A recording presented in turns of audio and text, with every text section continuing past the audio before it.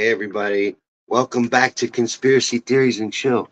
This is the show where we gather on Wednesday evenings at 8 p.m. Eastern and talk conspiracy theories. And I got a really good one for you tonight. We're going to get into three different conspiracy theories, and they're all original conspiracy theories and chill videos. These are all my videos. I made all of these, and they're short ones, but they're going to get a good conversation going. We're going to get into Lucius Trust. Are you familiar with Lucius Trust? You will be by the end of tonight's video. We're going to get into the story of Ong's hat. That's a favorite. That's a classic. We got to get into that. I want to show some of these to Heather. So, and we're going to get into Project Facebook because, some of you are here on Facebook. We're live on Facebook right now. We're also on Rumble and X. Wherever you're at, remember to smash them shits. Do that right now before you forget. Don't forget. Hit that like button and share this out. Get this out. That really helps us. It really does. We're just a little independent channel and we're completely dependent on you guys to get out and be seen. And I really appreciate it. So hit that like button, share this out, invite your friends, all of that. Hey, baby, Heather's here. Good. I was just telling everybody there's some stuff I want to show you. I make little mini documentaries. That's what started this whole show. Conspiracy Theories and Chill came out of the little mini documentaries that I make. So we're going to watch some of them, some of the shorter ones. They're little, but it'll give us a chance to talk and get a conversation going. So that's what this is. This show is a conspiracy theory show where we can talk about absolutely anything, any conspiracy theories you want. In fact, I almost thought about sharing with Heather tonight uh, 9/11 because 9/11 is the one I'm the strongest in. That's my strongest subject and the one I've probably done the most research on. But I'm pretty well versed. We can get into anything you want. And a lot of these things have offshooting rabbit holes, like Lucius Trust. Lucius Trust ties to everything. You want to know how the Luciferian cabal has gotten so much control over you? Stay tuned because we're getting ready to get into it in that video. Because that's the Luciferian organization that operates out of the United Nations. And all of their tenets, which we'll review here in a little bit, have been fulfilled. And they all have to do with the destruction of society, everything that they're about. But I was wearing my Skynet shirt tonight, since we're ushering in literal Skynet. We have a Skynet now, old supervillain Elon Musk, who is a supposed Antichrist. He likes to pretend he is. He dressed up as the Antichrist in a very elaborate costume that I would never wear, but he did. He's got Starlink and also wants to put a microchip in your brain. Don't forget about that part. People always start liking him because he buys Twitter and he's wacky and he says cool things like fuck off to Disney and shit like that. That's neat. I like that. Don't get me wrong. But Elon Musk is a wolf in sheep's clothing. He's here to usher in the transhumanism agenda. So I don't really get all the fangirling over Elon Musk. You know, and I don't really trust Twitter. I can't get used to calling it X. Are you guys used to calling Twitter X? I just can't. Like, I get that's what it's called now, and I should learn it, and I should just accept it, but it's just weird. I saw it on X. It don't even sound right. Not like Twitter makes any fucking sense. It's a gibberish word, but Paul says Musk is a businessman. Yeah, yeah, but he does want to put a microchip in your brain. Neuralink. He's already doing human trials. I get that's just one of his companies. I don't really like X much either, Paul. I use it. I use it because of sharing and, I do this stuff. So I use it, but I don't really use it much other than for this and sharing out stuff. But I can't get used to calling it X. It's Twitter. It always will be Twitter. Hey, Joan, welcome. Good to see you. Good to see some people getting in. I'm going to give you guys a chance to share this out. because, like I said, we're going to watch some classics. I want to show them to her. You know, Heather hasn't seen my videos, so this is a chance for her to see some of these. I don't know. Are you familiar with Lucius Trust? Is anybody here familiar with it? I know Joan is, because I know she's seen this one. This is a classic, like I said, but maybe Paul's not familiar with Lucius Trust. That's going to be the first one we watch tonight. And then we'll probably close out with Ong's Hat. So we'll do Project Facebook after. And that's the story of how Facebook was created. Because Facebook is LifeLog. Facebook was a DARPA program. It actually evolved from the DARPA program that was exposed and through public outrage closed down the day that Facebook started. So we're going to get into that. And then Ong's Hat is a really cool story. It's Joan's favorite. Only because I haven't made stone walls and orphan trains yet. I need to do that. I need to get on those. And then those will be her favorite. She wanted Antarctica. Because I asked Joan which one I should play. She wanted Antarctica. I lost that one. I forgot to back up a lot of these videos. I lost I don't know, about 10 of my videos. I don't have them anymore. The ones I managed to keep hold of are, very special to me. And we're going to watch some of them tonight. Yeah, Ong's Hat. See, Joan's excited. Heather's going to love Ong's Hat. Are you familiar with Ong's Hat? Anybody here? See, this is going to be new to you. But I'm hoping it gets a conversation going.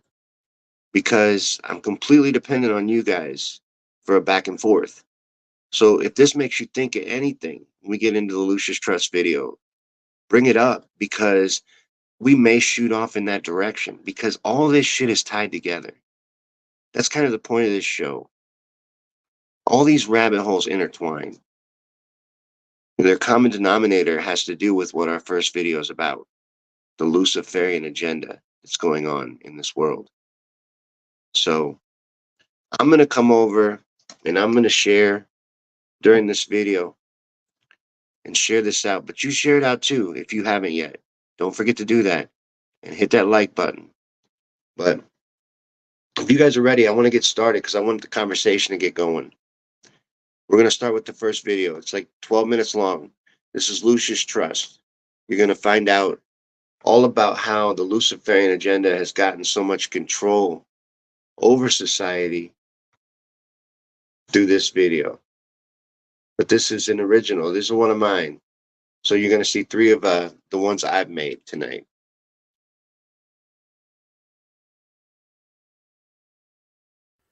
Welcome back to Conspiracy Theories and Chill. On this episode, we are going to take an in-depth look at Lucius Trust, a Luciferian organization with ambitions to rule and conquer the world that is headquartered out of the United Nations. Formerly located at 666 United Nations Plaza, Lucius Trust is an openly Luciferian organization, and they not only operate out of the UN to this day, they have a large presence at the UN itself. A large mural, for which Lucius Trust is the custodian, hangs on the wall prominently of the UN Security Council room. This room, where wars are planned and global conflicts are discussed, the place where world leaders meet to discuss the most crucial and important things happening in the world, happens under this mural. Now let's look at this mural a little closer. Giant mural that towers over the Security Council room.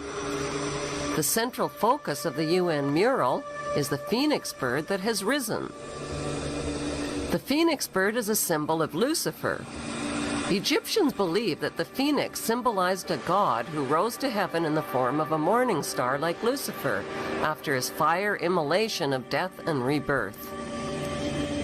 Notice that the phoenix bird is not standing above his own ashes. He is standing above his old skin. Like a snake, he has shed his old skin and is revealing himself as God at the center of the mural. At the top left, there is a church steeple without a cross. The missing cross symbolizes the death of Christianity. Below, a woman receives the rays of the sun god, while the man in front of her plays Pan's flute. To their right are two pyramid symbols and people joined together by a long blue serpent-like cloth. Below the risen phoenix, a sword is driven through a dragon beast. This represents the killing of old beliefs and religions that depicted Lucifer as a beast. The New World religion worships him as beautiful. Behind the phoenix, the ghostly figures of the walking dead are stepping into a void. They symbolize depopulation. On the right panel, the pale horse from the book of Revelation is the bringer of death to humanity through weapons, hunger, and disease. The man is releasing him. The chained black man represents slavery, while the top panel of the mural shows a technologically advanced white race who control industry, art, and science. In this post-apocalyptic mural, the military man standing on the tail of the beast represents worldwide military power. He tips his helmet to the elite, who are climbing out from underground cities where they safely hid from the apocalypse. In the main oval panel above the phoenix bird, a woman is holding flowers. She is the bride in a wedding ceremony. Could the newlyweds symbolize William and Kate? The serpent in human form is tempting the little girl Eve, who accepts the apple. On the right side of the top panel, a reptilian green creature with scaly skin is dancing with a naked woman while musicians entertain him. The general message of the UN's Phoenix Rising mural is that humanity is stepping into a new Luciferic reality.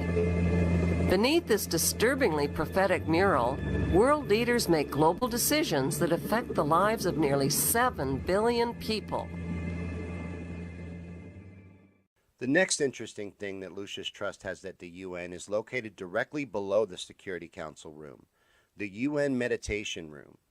The Meditation Room at the UN, which Lucius Trust is also custodian of, is 33 feet wide at its widest point by 18 feet long. Now, numerology is very important to these cultists, and 33 is a popular number with the Illuminati, and 18 is, of course, 6 plus 6 plus 6, or 666. In this dimly lit room, in the center, rests a large stone slab which weighs 6.5 tons and is heavily magnetic. Underneath the stone slab is a foundation which connects the slab to the Earth's bedrock, which is supposed to give the meditation room the ability to create an altered mental state. Very interesting, right? But some will still disregard what I've shown you so far as art. So what is Lucius Trust about? What would concern me, other than them being a Luciferian organization with a large presence at the UN? Well, let's look a little deeper into their plan to take over the world, shall we? That's right. Lucius Trust has a plan to take over the world, and they have a 10-point plan, a strategy for a new world order that has been absorbed by the UN into a few of their documents. The number one point on this plan is to take God and prayer out of the education system, to change curriculum to ensure that children are freed from the bondage of Christian culture. Why? Because children go to school to be equipped to face life. They are willing to trust and they are willing to value what is being given to them. If you take God out of education, they will unconsciously form a resolve that God is not necessary to face life. They will focus on those things the school counts them worthy to be passed on, and they will look at God as an additional if one can afford the additional. The number 2 strategy is to reduce parental authority over the children. Break the communication between parent and child so that parents do not pass on their Christian traditions to their children.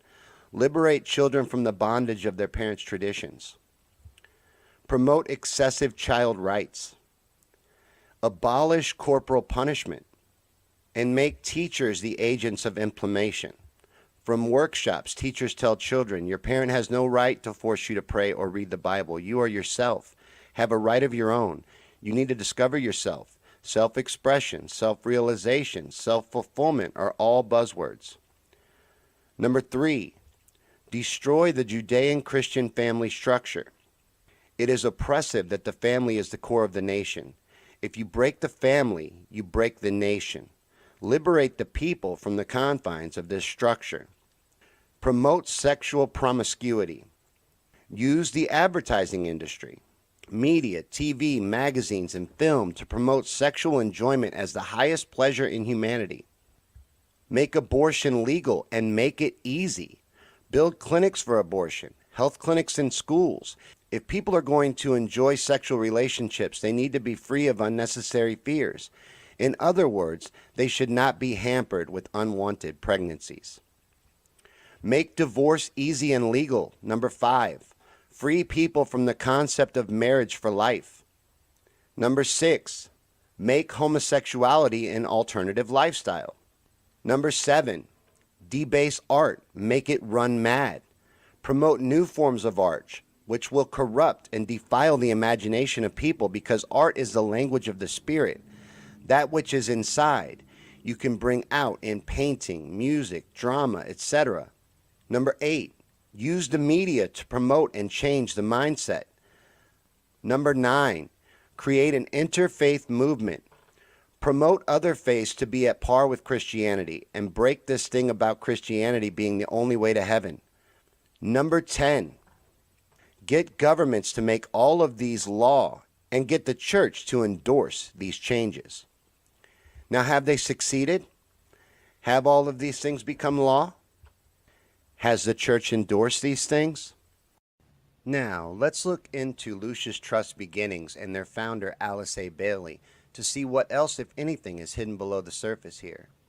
Alice and Foster Bailey founded the Lucis Trust in 1922. Its activities include the Arcane School, World Goodwill, Triangles, a quarterly magazine called The Beacon, and a publishing company primarily intended to publish Bailey's many books. The Arcane School gives instruction and guidance in meditation via correspondence based on the ideas in Bailey's books. World Goodwill is intended to promote better human reactions through goodwill, which they define as love in action. That action included support of the United Nations. The Triangles are groups of 3 people who agree to link up in thought each day and to meditate on right human relations, visualizing light and love pouring into human minds and hearts, followed by the use of the great invocation. It is not necessary for each person to link in thought at the same time each day and need only take a few moments of time. Alice and Foster Bailey founded Lucifer Publishing Company. Lucifer and Lucius came from the same word root, Lucius being the Latin genitive case meaning of light. After the first 2 or 3 years, the name was changed to Lucius Publishing Company. The Theosophical Society also used the name Lucifer for its early magazine. In 1923, with the help of Foster Bailey, Alice Bailey founded the Arcane School, which is part of Lucis Trust. This school provides educational correspondence, meditation instruction, and guided study based on her writings. Bailey continued to work up to the time of her death in 1949. Bailey's mentor was Helena Petrovna Blavatsky, a Russian occultist, philosopher, and author who co-founded the Theosophical Society in 1875. She gained an international following as the leading theoretician of theosophy, the esoteric religion that the society promoted. Blavatsky's work was admired by many, but Adolf Hitler is among the most notorious. So Alice Bailey formed a Luciferian organization copying the work done by her mentor Blavatsky. But how did she get offices at the UN? And why the UN? Well, the UN was founded in 1945 and mostly financed by John D. Rockefeller. And it is the hub of global government and where the current one world government agenda hubs out of. This is the truth of the UN. But even if you go by the UN's charter, you can still see the appeal for Bailey and her organization to infiltrate the UN. But how did they do it? How did a Luciferian publishing company get such influence and an address in the UN? Why is their art so featured in the UN building and important chambers? These important questions don't have very good answers, and I tried hard to find them for you. The fact is that the truth is hard to get at, even now in the age of information. No one really knows why Lucis Trust has such influence, but it is a fact that they do. An openly Luciferian organization headquarters out of the United Nations. Their agenda for global dominance has infiltrated the UN's agenda in full, And all 10 of their tenets for killing Christianity and God and society and bringing the globe into one world government have been achieved. This is the age of deceit, and you must protect yourself in the full armor of God to find the truth. But it is out there. Expose it. Do all that you can to share the truth. Scream it from the rooftops because we are being silenced. And one day, soon, the truth will be destroyed if we don't do all that we can to protect it.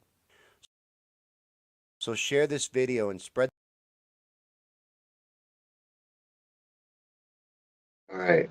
So that was Lucius Trust. That was the video on Lucius Trust.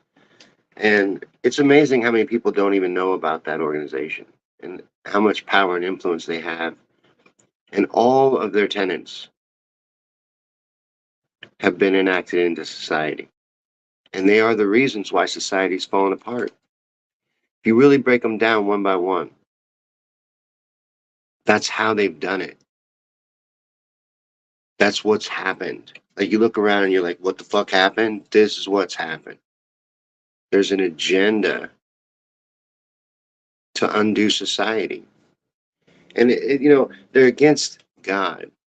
And every time I argue with atheists, they're always like, what God? Which one? There's 1,000 of them. That shit is ridiculous. It's such bullshit. Because the one you fucking hate, the one you spend all your time learning about, most atheists know the Bible better than most Christians do. The one you're obsessed with, that's the same one the Luciferians are obsessed with.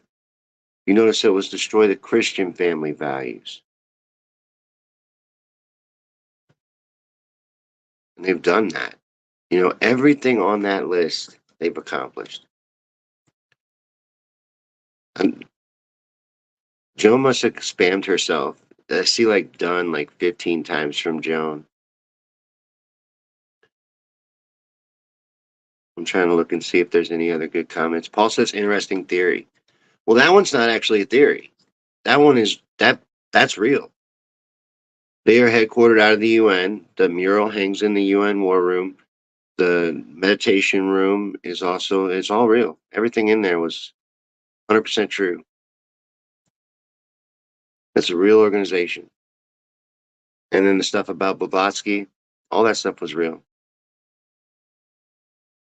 Paul says Christian family values ? The Christian family structure, it's not really about the values, although they would probably attack those too, but it's more the structure that they were against. They're Luciferian, so they're going to attack the Christian family structure. I realize maybe you might have problems with that, but I think the problem that people have with that stuff is more a problem with organized religion and with men than it is with God or the word. It's more the bastardization of it than it is anything else. So they get jaded towards religion when it's just been manipulated by men. So I think when I was talking to Robert's one of my atheist friends, and I was talking to him about all this, it really seemed he was mad at men and not God. Like he's mad at different preachers or different people that have had an effect on him in his life. It didn't seem like he was mad at God. He was mad at men. And he was finding flaws in men and blaming them on God. Diane says she visited the UN in elementary school. That would be a cool trip. We never went on any trips like that, man. We don't have anything cool here by me. When I was in Kentucky, I grew up. That's where I grew up. The coolest place to go would have been Fort Knox, and I don't know why we never took we never took a field trip to Fort Knox. Maybe they didn't want us seeing anything.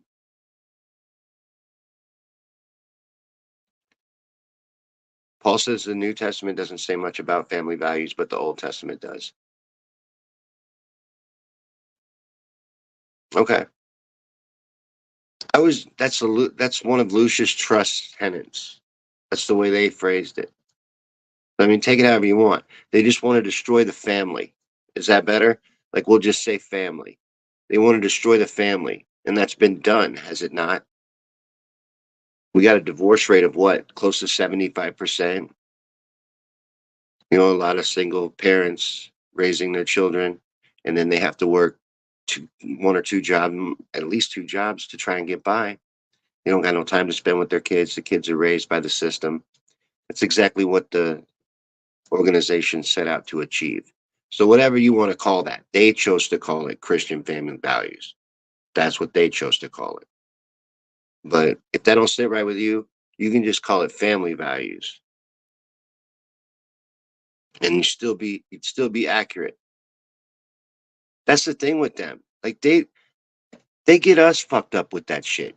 Like we nitpick details and we're like, oh, I don't like that. I don't like that word. I don't like when you say it like that. I can't be your friend. I can't be part of your group.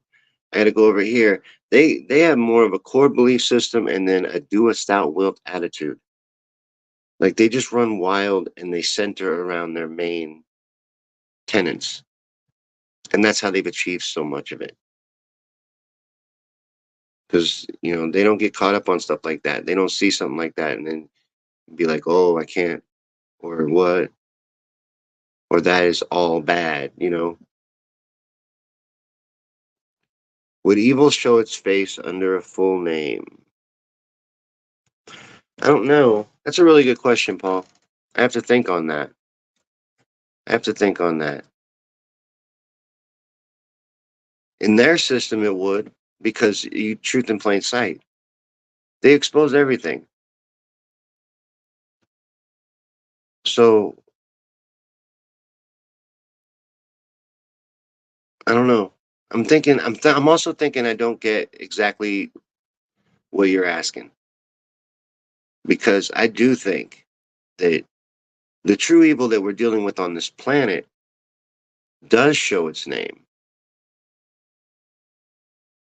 has made itself known, is in our pop culture, our mainstream society.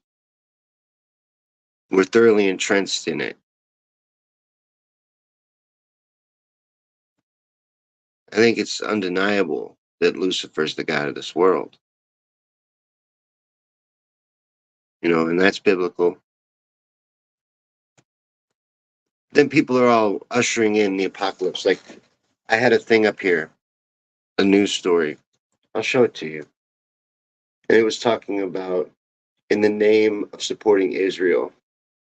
You know, we're all about supporting Israel. And the reason why the people want to support Israel, it's largely like Christians that support it when Zionists.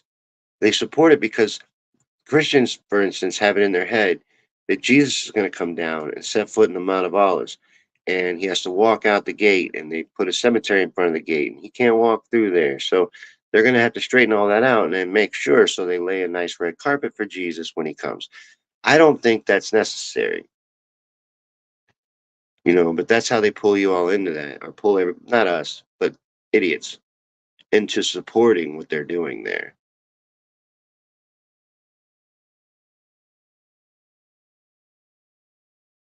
But that was the Lucius Trust video. You guys are not being very chatty tonight. I have to tell you, you're not being very chatty. We're gonna watch another video here in a minute, but that I got a lot of puke faces during that video. I'm not into what they're doing, but you do understand that's what's lording over us. And I thought it was an interesting video. That was one of mine. That was an original conspiracy theories and chill video. It was an older one. It was one of the not the first videos I made, but you know, it's been a few years. It's an older one. The next one we're going to watch, though, has to do with Project Facebook. You know, some of you are here on Facebook, a couple of you anyway. And Facebook isn't really created by Mark Zuckerberg. A lot of people don't realize that. It was a DARPA program, and it got adapted and turned into Facebook so that it can continue forward because it got exposed. People were outraged. The public was outraged when LifeLog was exposed. So it became Facebook. And then we're all like, oh, okay, user agreement. Yes, click. Yes, you can have all my data, all my information, all my pictures. Yes, you can manipulate me emotionally. Yes, you can mess with my vibration by creating a negative environment for me online. You can do all those things, and I'll willingly participate on a daily basis. We're crazy. People are nuts. But while I wait for the conversation to get going, because we can talk about absolutely everything, don't hold back.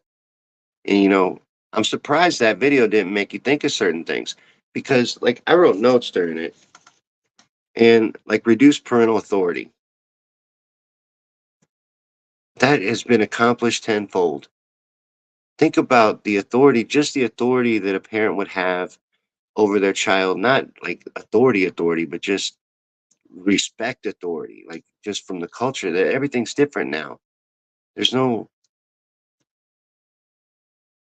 take God out of school.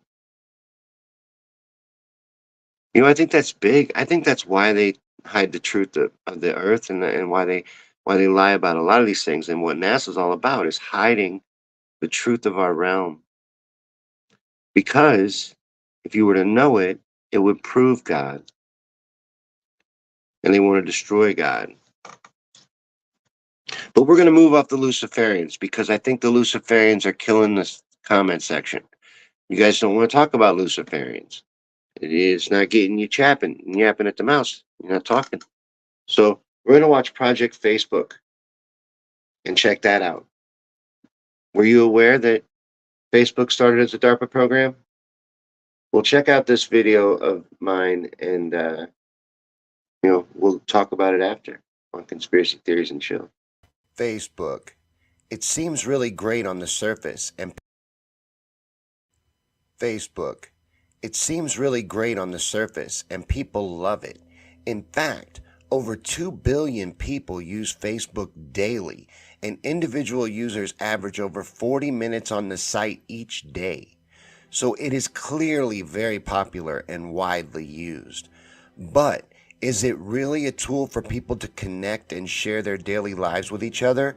Or is it actually a weapon of social manipulation and mass surveillance disguised as an entertainment and socializing tool?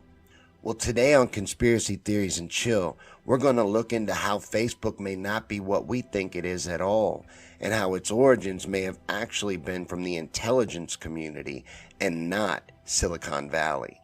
Now, there is actually quite a bit of evidence for this theory.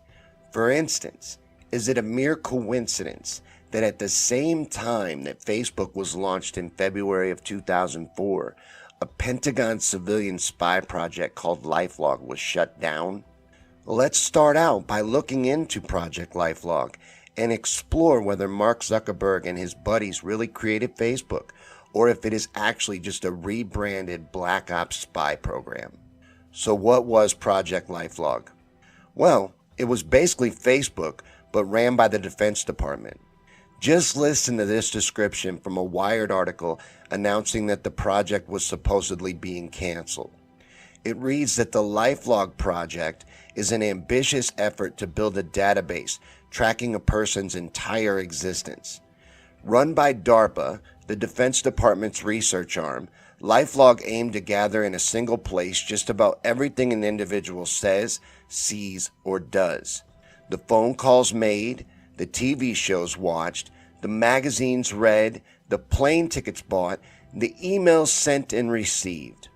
And out of this seemingly endless ocean of information, computer scientists would be able to plot distinctive routes in the data and map relationships, memories, events, and experiences. They said that LifeLog would be able to be an all-encompassing diary that could have turned into a near-perfect digital memory, giving its users computerized assistance with an almost flawless recall of what they had done in the past. Like your Facebook memories. But when this was announced, it was announced by the Department of Defense in 2003, and civil libertarians immediately pounced on it, and they argued that LifeLog could become the ultimate tool for profiling potential enemies of the state. Rightfully so. But this article goes on to explain that the project was quietly canceled, with no real explanations as to why, other than DARPA had had a change in priorities. But the very same month, the exact same thing is launched by Mark Zuckerberg as Facebook. Coincidence? Well, I don't believe in those, and you shouldn't either. And it would be a fantastical one, wouldn't it? But aren't they all really? We run into that quite a bit trying to expose this stuff to the sleeping masses. Coincidences, they're literally everywhere. But the fact remains that Project LifeLog was exactly what Facebook now is. The only difference is they got you to willingly do what they wanted to force on you by making it into a consumer product instead.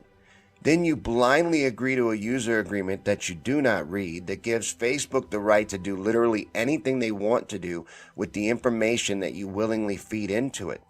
And they do. They have been exposed over and over again for sharing that information. And even if they weren't sharing it willingly, which they are, we all know that the intelligence community has access to all of the information shared on the internet anyway and can monitor it all at will. So whether Facebook willingly does it or not, it's happening, and all of it is now being done by choice. Isn't that amazing? The Defense Department wanted to know everything about civilians, wanted to trace their every moves, know their individual preferences and opinions, and even went so far as to launch a public program to do just that. And when the public response was negative, when confronted with this level of surveillance, all they did was move their efforts to the private sector. Because people were outraged when the government wanted to do it. But now they'll flock to the exact same thing when they're offered it as a product. And that is a frightening realization about society. We rush to embrace the exact same thing we were just outraged about. The project was canceled in 2004. The same month it was announced, Facebook is launched. George Orwell was right about us. It wasn't that he was a prophet or he was able to see the future. He was observant. He just realized that's where people were heading, that we would give up everything for convenience. And that's what we've done. We've given up all of our privacy for convenience. We carry around tracking devices in our pocket. These smartphones, these computers that we all have, they're very convenient. But they're tracking devices, they're listening devices. We all have smart TVs. They're listening and recording everything that we do. We have Alexas in our house. I would never own one, but they're very popular. People have these things. That is constantly recording you. We embrace this surveillance state because it's been corporatized. But it is completely controlled by the government. And despite the shocking similarities between LifeLog and Facebook, is there anything else tying them to the intelligence community? Well, yes, actually. Money. But to get further into that aspect, we're going to have to get into a company called In-Q-Tel. Now, In-Q-Tel is a venture capital firm funded by the CIA. And the stated reason for In-Q-Tel existing is to expand the research and development efforts of the CIA into the private sector in order to deliver innovative technology solutions that support the missions of the CIA and broader U.S. intelligence community. Now, In-Q-Tel was launched in 1999 with former CIA Director George Tenet explaining the vision behind it as being, we, the CIA, decided to use our limited dollars to leverage technology developed elsewhere. In 1999, we chartered In-Q-Tel. While we pay the bills, In-Q-Tel is independent of the CIA. The CIA identifies pressing problems, and In-Q-Tel provides the technology to address them. The In-Q-Tel alliance has put the agency back at the leading edge of technology. According to the Wall Street Journal, the reality is that In-Q-Tel runs literally all investment decisions by the CIA. And the way that venture capitalists works is they provide capital to a startup business that is in desperate need of cash. And they're great, revolutionary ideas out there that need cash to get rolling. There's plenty of them. But this is the CIA investing in what they want to get off the ground. And these early stage investments put the venture capitalist into the ground floor of the operations with an extremely large amount of influence over the decisions made by that firm or company. And what I'm saying is that the venture capitalists, which in this case is the CIA, is going to be able to steer the future of those companies, as well as how their technologies evolved and what they're going to be used for. So let me give you a brief history of In-Q-Tel's early investments. One of them was in a company called Keyhole Earth Viewer. In 2004, the same year, Keyhole Earth Viewer was acquired by another little startup that you may have heard of, Google. Now, at Google, Key Earth Viewer was turned into Google Earth, but it is co-operated by In-Q-Tel and funded by the CIA. Now, isn't it nice to know that the CIA and Google are on such close terms? But since it was founded, In-Q-Tel has made over 160 investments that we are aware of. In-Q-Tel doesn't disclose everything it invests in, but the investments that have been disclosed show that the focus has been in data. As far back as 2005, the Washington Post reported that virtually any U.S. entrepreneur, inventor, or research scientist working on ways to analyze data had probably received a phone call from In-Q-Tel or at least been Googled by its staff of technology watchers. Well, Facebook launched in 2004, and the company received its first capital injection of $500,000 from Peter Thiel. The next two injections were $12.7 million from Thiel and Accel Partners in May of 2005, then $27.5 more million from an Accel-led round of financing that included Thiel, Accel, and Greylock Partners in April of 2006.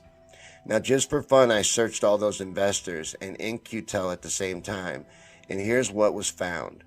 Peter Thiel took In-Q-Tel funding for his startup from Paramore somewhere around 2004. Accel Partners sits on the board of directors of military defense contractor BBN with In-Q-Tel's CEO Gilman Louie. Greylock Partners, Howard Cox, the head of Greylock, served directly on the In-Q-Tel board of directors. Now, there is no real proof that In-Q-Tel or the CIA had any connection with Facebook, but if you're Mark Zuckerberg at a time where they're heavily investing in data and you're starting a data mining company basically, you think your phone is ringing with In-Q-Tel on the other end. And like I said, they don't have to disclose everyone they give money to and don't. Of course they don't. They're the venture capitalist firm of the CIA. The last thing you can expect from them is honesty. But for those reasons, I personally believe LifeLog did become Facebook, and that Zuckerberg is just a front man for a government spy operation.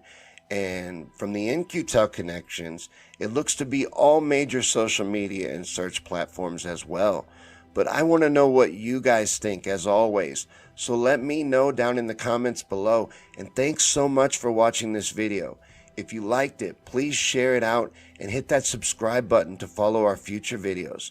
And I'll see you guys next time right here on Me on Things and Stuff. All right, so that was Project Facebook. That was the video on Facebook that I made. Are you guys still here? I wonder sometimes. I get lonely. Diane's here. She loves Columbo. I love Columbo. I grew up on Columbo. My grandpa watched Columbo. When I'd be at his house, that would be on, and all kinds of shows like that. He loved them shits. That's what he watched, and westerns. So I saw all that stuff. But are there people here? Say hi if you're here. Joan's done. She said she was done like 50 times. So she's done. She probably fell asleep. I know she was tired. Joan has like 3 jobs. You know, she's a very busy woman. Well, I think I'm all alone. I think it's just me here. But I did promise you 3 videos. So we're going to have to watch Ong's Hat here in a minute. But I was hoping we'd have a conversation. I was hoping that there'd be stuff to talk about. You know. But it's been a quiet group tonight, and that's fine. Sometimes you guys just want to chill. That's in the title. Conspiracy theories and chill. Like, you might just want to chill, hang out and listen, you know? And that's how it is. That's how it be sometimes. So this next one is Ong's Hat. And we're going to watch this together and maybe have a conversation. We'll see. We'll see what happens. We'll see what pops off. This is a classic. This is Ong's Hat. I'll be right back with you. Welcome back to Conspiracy Theories and Chill. On this episode, we're going to look into a very fascinating conspiracy theory that originates from a tiny little village with the odd name of Ong's Hat, located in New Jersey, where some say that a duo of rogue scientists who were living off-grid in a small commune created a portal to another dimension that still exists there hidden today. Remember to like and share, but most important, subscribe to follow our channel and keep up on our future videos. Ong's Hat, New Jersey is a popular tourist attraction to this day, and the reason for that is that many people believe that a portal to another dimension exists there. Now, there isn't really anything to see at Ong's Hat. That whole area of New Jersey became less and less populated with the dying out of local industry, and Ong's Hat has no residents and is mostly just piles of rubble and overgrown abandoned buildings. Matter of fact, before the events that we're going to cover in this video, Ong's Hat's most interesting story was how the little town got its strange name. See, Ong was a common name in that area back in the time of the town's founding, and it's said that a man by that name that lived back then was quite a ladies' man. It's also said that he was very fancy as well and owned a beautiful silk hat. And one night he was out at a dance doing his thing and working the ladies, and a jealous lady is said to have snatched that beautiful silk hat right off his head in a fit of rage and stomped on it and then flung it as high as she could up into a tree. Now Ong was furious, of course, and devastated about the loss of his beautiful hat, but it was gone now, and it belonged to the tree, and it stayed there, and it is said to have become a landmark, and that's how this town has earned its strange name. Cute little story, right? But other than that, it would have just become another forgotten ghost town. But based on interest created by a book entitled Ong's Hat, The Beginning, in which the author, Joseph Matheny, presents a history of events that according to his book took place in this area of New Jersey. So Ong's Hat is still an area of great interest among conspiracy theorists.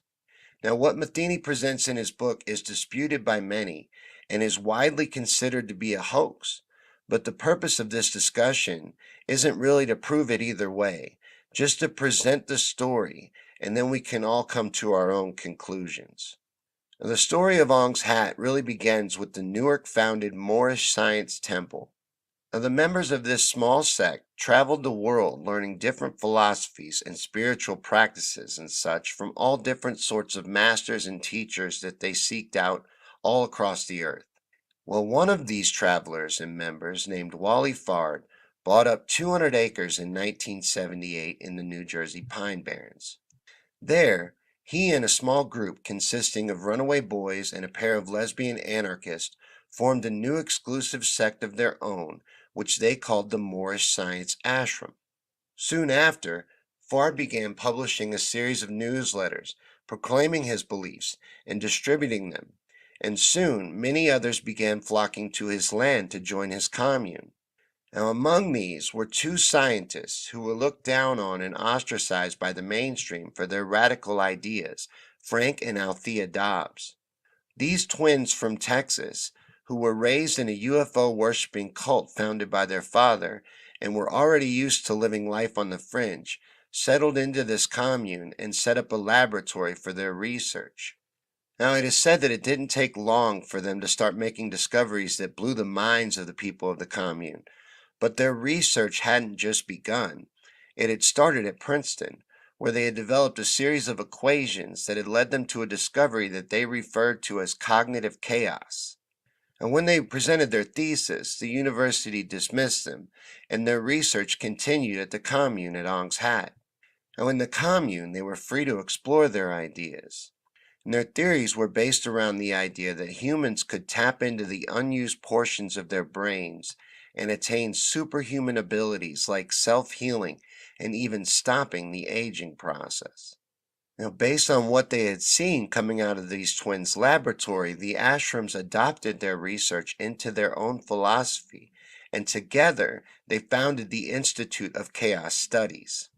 Badass name, right? But think for a second of the possibilities of this scenario. Two scientists pushing the limits of the mind and reality with a devoted group of followers behind them. Within 3 years, it is said that the twins in the Institute of Chaos Studies had invented a device that they called the Gate. And with this device, they would hook people up to computers and chart their brainwaves, experimenting with sex, drugs, and mind wave manipulators to learn how to control the chaos that they had found within the mind. The gate would lead to other devices, and one of these, called the egg, was a kind of modified sensory deprivation tank that would fit a human being and equipment. And when it was tested, the egg is said to have disappeared and then moments later rematerialized.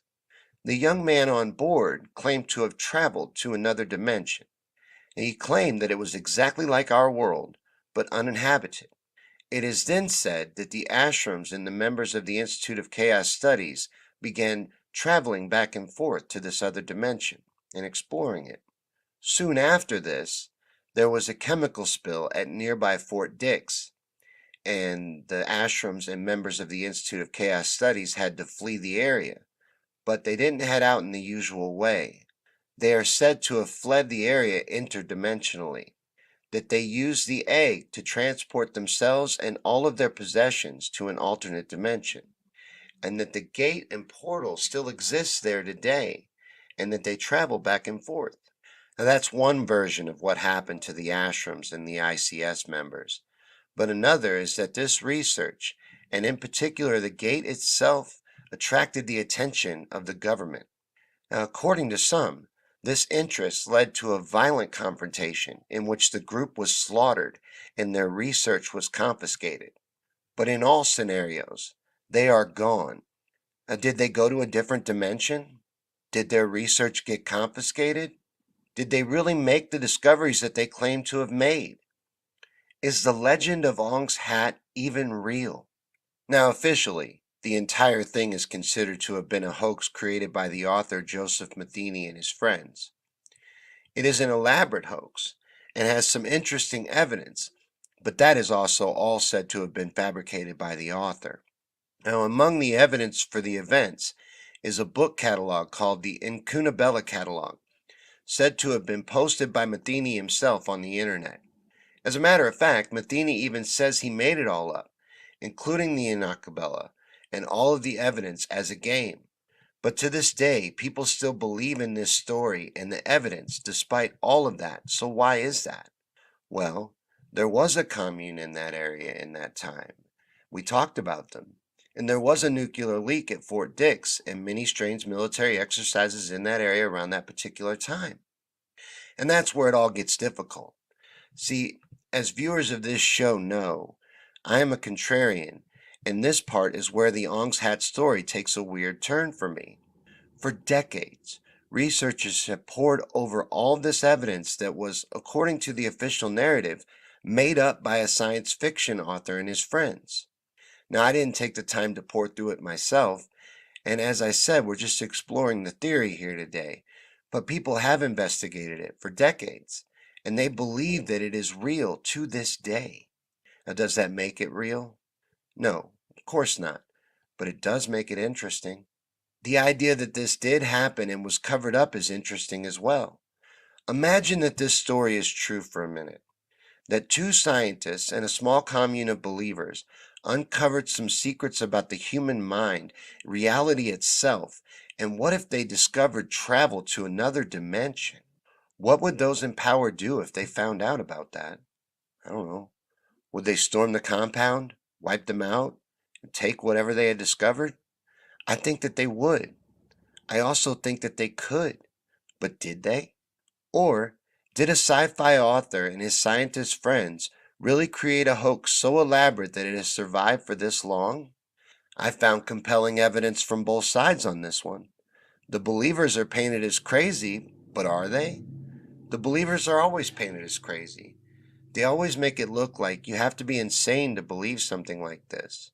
Well, there's evidence for things like this.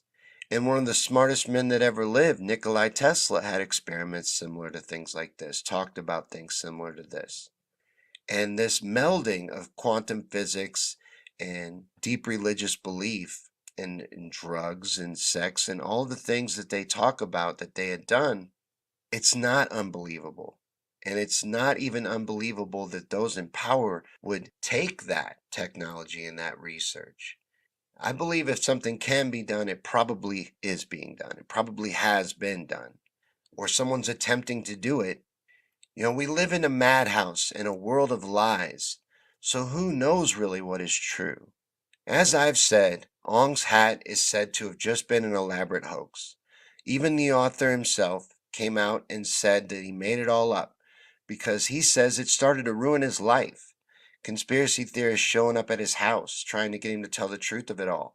But if you look into it in the Incunabella catalog itself, it's very detailed, it's very in depth, and it includes a lot of scientific research. And then all of the other things that had to have been put together, like the documents that came out of the ashrams and Fard's publishing of his newsletters, all of this, it's very elaborate. Now, they say it's the earliest version of what they call today an ARG, basically a living novel, a role playing game. Now, it could be, or it could be a massive cover up. Like I said, we didn't take a deep dive into this one. We didn't try to prove whether or not it was real. I thought it was an interesting story. It was a recommended topic by Babels, so we looked into it. It was very interesting. And if there's any interest, I'll look into it deeper. Ong's hat actually turned out to be an old conspiracy, but as I told you, is one that lives to this day.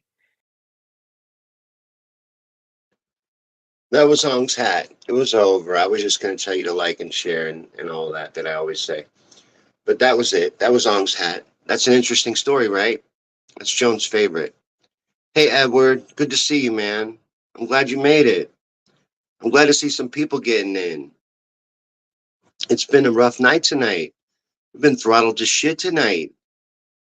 I've seen it bad before. Like, it's bad sometimes, but tonight has been real bad. Like, we didn't get out of single digits, not once. There was one time when it said one. I'm on 3 platforms right now. And I'm like, that's ridiculous. There's no way. There's like 3 people talking.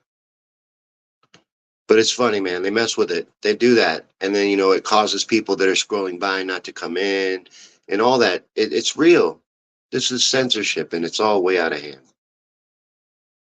But this has been Conspiracy Theories and Chill. And we've just been hanging out, you know? Yeah, Barry Manilow missed everything. He missed the whole thing. Edward says been crazy busy, man. Couple months holding on. Love you, brother. I checked in on Rumble, won't let me sign in. Oh, really? Well, thanks for checking in on Rumble. I appreciate that. Rumble's our main platform. And the reason for that is you have to support these places where you can actually speak. Rumble's a free speech platform. So it's important to support it. you know. But certain people don't want to let LifeLog go. They love LifeLog.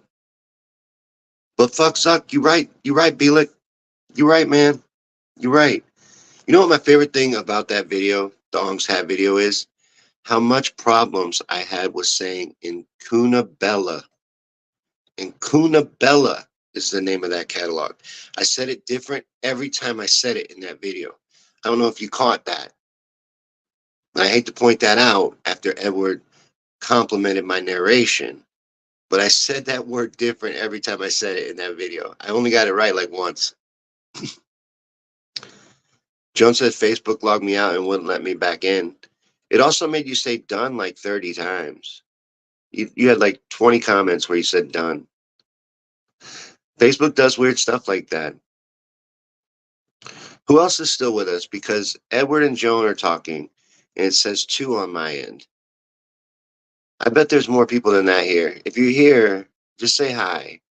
Just let me know you're here. Because they're messing with things tonight, man. Messing with it hard. It happens. It happens. We live at the bottom of the news feeds. We're used to being censored. But I'm looking at the comments. I'm trying to find things to talk about. I really am. I'm trying to hang out with you. I want to get a conversation going. But Joan says she was saying done to the count of evil things. Oh, yeah, yeah. Yeah, I get it now. So that was probably 10 duns. Yeah, I was exaggerating. I do that. I exaggerate. I just exaggerate sometimes. I make the story bigger so that it's more interesting.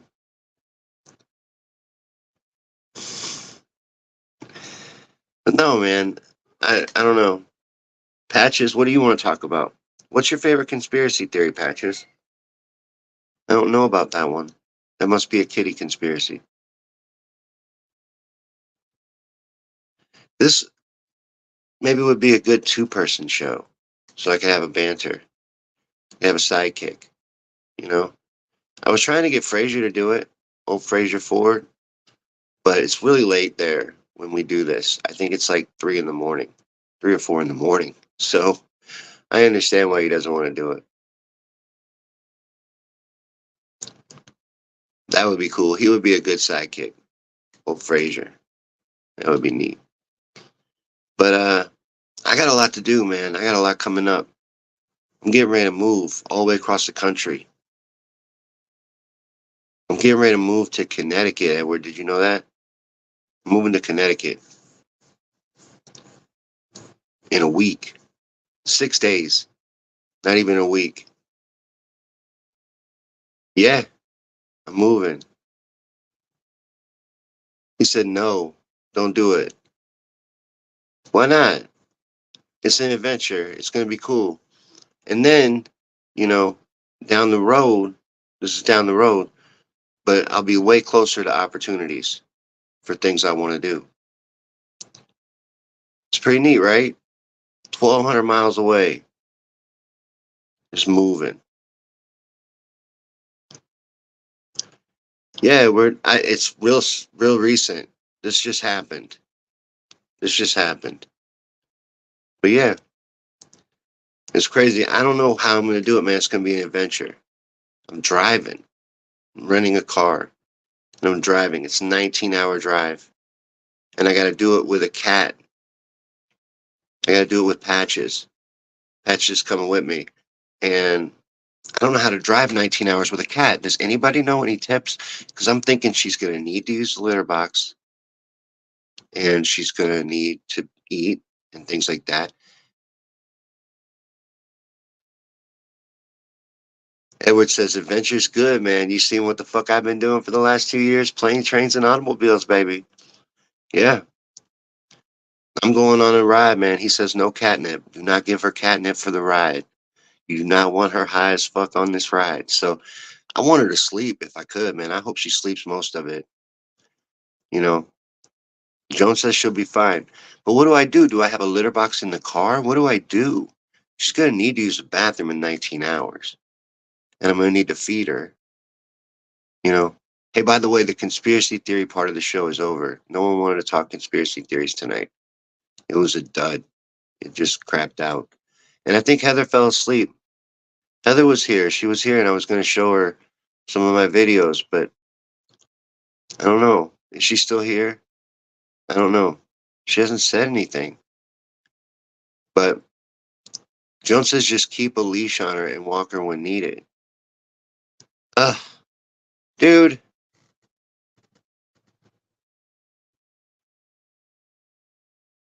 A leash. I have a leash for her, but I've never put it on her. I've never put it on her. I've never put her harness on her. I don't know how she would take to it, or if she would take to it, or if she would accept it, because I've never done it. Joan says layer up the carrier with pee pads. Just let her go in the carrier? Oh, I don't like this idea. I don't know. Edward says that cats are good for road trips.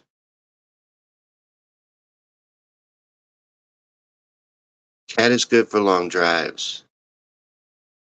Yeah, I think she'll bail and get away too. I think she'll run away on me if I keep her loose in the car. Edward says just change the pads, easy peasy. Well, there you go, man. That might work. That's a good idea. See, look, we're brainstorming. We're coming up with plans.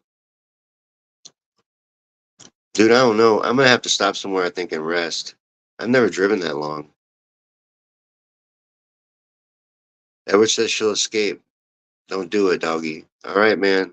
I'm feeling you. I'm feeling your vibe. I'm picking up what you're laying down. Pet carrier all the way. Pee pads. We can do this. How am I gonna feed her? Am I gonna put the food in her pet carrier? Water? Yeah. Oh, this is gonna be a nightmare. I already know it. I already know it. It's gonna be tough. Well, I got stuff I gotta do, man. I got packing to do. I got all kinds of things I gotta do. So I enjoyed hanging out with you guys. I hope you did. Joan says I'm definitely gonna need to sleep somewhere. You're right. I'm probably gonna take a little nap.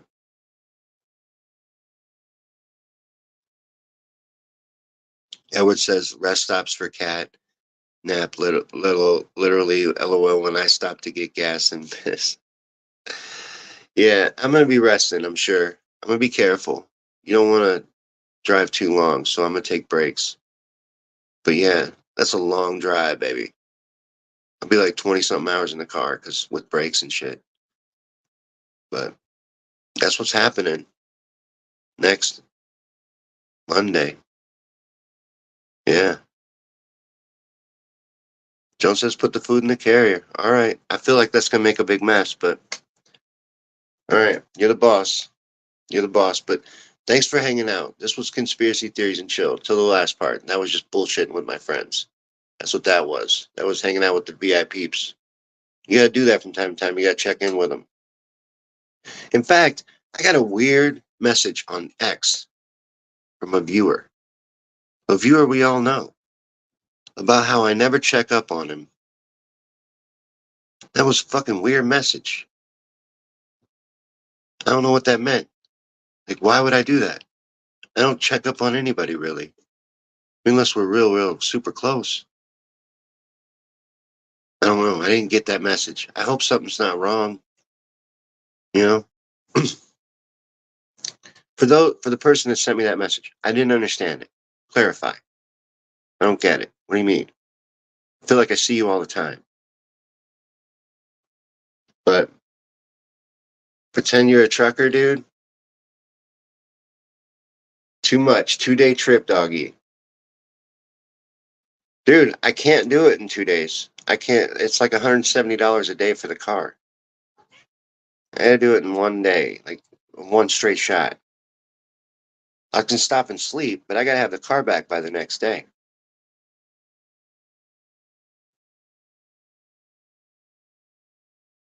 I'm on a tight budget, tight, cheap. You know what I mean? But anyways, thanks for hanging out. Thanks for hanging out with us. I'm glad I got to see you, Edward. Thanks for stopping by. I'm really glad I got to see you. I hope you're doing good.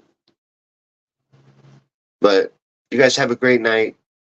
Thanks for watching. Thanks for sharing. Thanks for hitting the like button.